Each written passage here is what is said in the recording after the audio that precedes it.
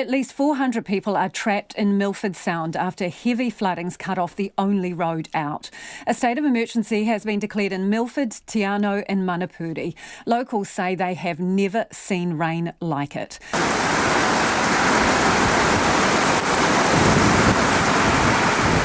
Milford Sound is a temperate rainforest, so we're pretty used to getting a little bit of rain here.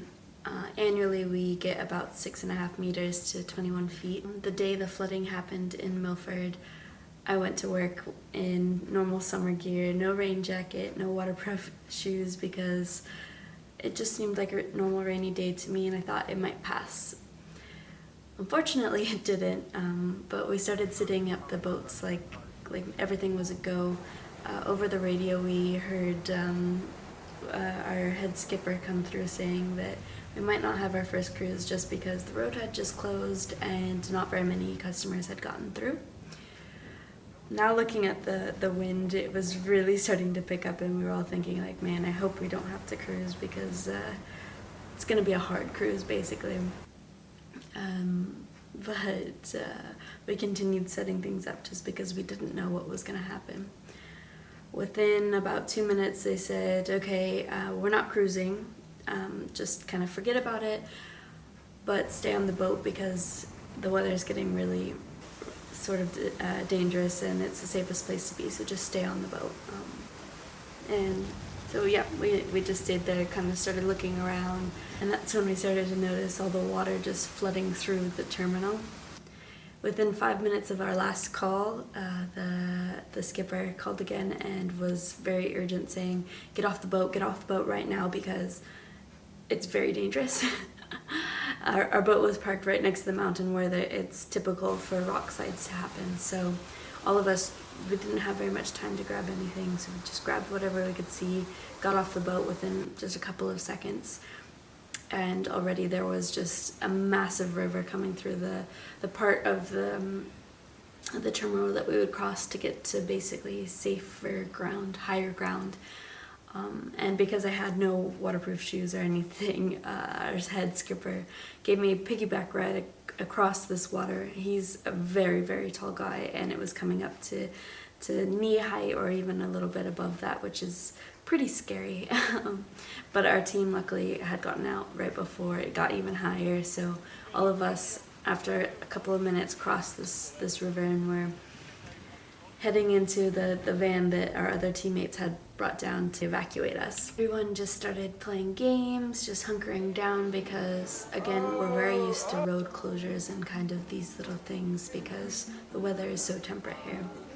So everyone just started playing games and hanging out and just chatting. We weren't allowed to go back to our accommodation because it was right next to the river and the river was starting to flow very heavily and they were afraid that it might just come over the borders and wipe out the village. Within a couple of hours a convoy was put together and we were allowed to go and spend 10 to 15 minutes grabbing basically whatever we could find that we needed, bedding, food, whatever.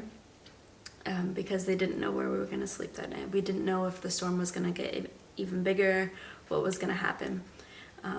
So at this point they're very, very focused on the river that is getting higher and higher as we speak, has broken the alarm that tells us that the water is getting high. And so one person has to be watching the river the whole time to make sure that it doesn't just explode with water and take everything out. Every couple of hours they start telling us what's going on, where the river's at, what the new worry is, and what the weather's doing. Because we're at this evacuation point, we can't really see the big things that are going on, luckily. I mean, it would have probably put a little bit of definition to what we were doing, but we weren't really able to see what damage was about to happen. At this point, the river has kind of hit its max, they think, of where it's going to be for a little bit of time. Their new worry is the tide that's coming in because we're right next to the sea, so it could really do a lot of damage to everything there. It started to get really scary that there were so many different elements of things that could wipe out the village and let's say all 3 or 4 of these things happened at the same time, bit scary. So that is when we were put in a state of emergency by the country, and civil defense took over. So no longer were any of our guys making the decisions. Everything that was made was going to be made by the government. At this point, it's starting to get into the evening, around 8 o'clock at night, and everybody's had a big feast. We got to make the big cookout, which was lovely, and everyone's starting to make beds or try and find a spot where they can sleep. When we get the news that we're allowed to go home and sleep in our own beds, with a couple of caveats. So we have to stay by the radio. Someone's got to be on watch all night, and you have to have a grab bag to be able to evacuate whenever you can, if something happens. So I think we left all of our things in the car so that we would just have to jump in and go. Keys in the ignition, and cars parked so they could just pull out. We got back, we had a little team meeting, set up a schedule of who would be on what radio shift, and we all went to bed trying to get as much sleep as we could. The same people who had been watching the river all day took shifts, making sure that the river and the tide weren't reaching any higher, and it was a sleepless night for all of us. It was really hard to get any sleep because you're just worried that at any second you're going to have to evacuate. But luckily nothing happened. We woke up to bright sunny day, which is very typical for Milford to have these huge storms, and then the sun afterwards, like nothing had happened. And this is when we first really got to see what was going on. The roads had just been wiped out completely.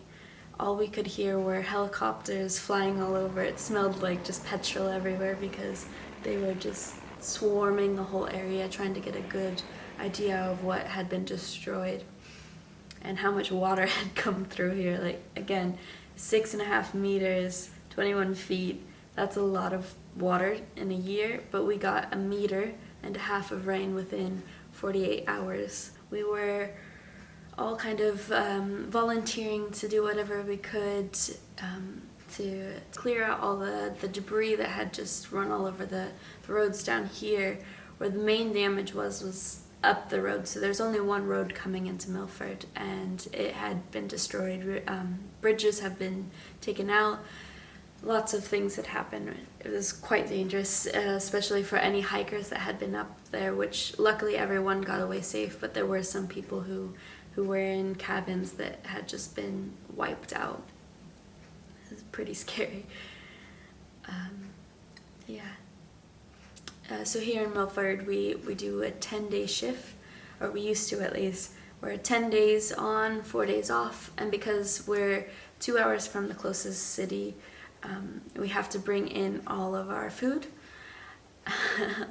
I was lucky enough to be on my day 10, so my food rations were basically nil, which was a little bit scary because now there was no way to get in and out of Milford, and so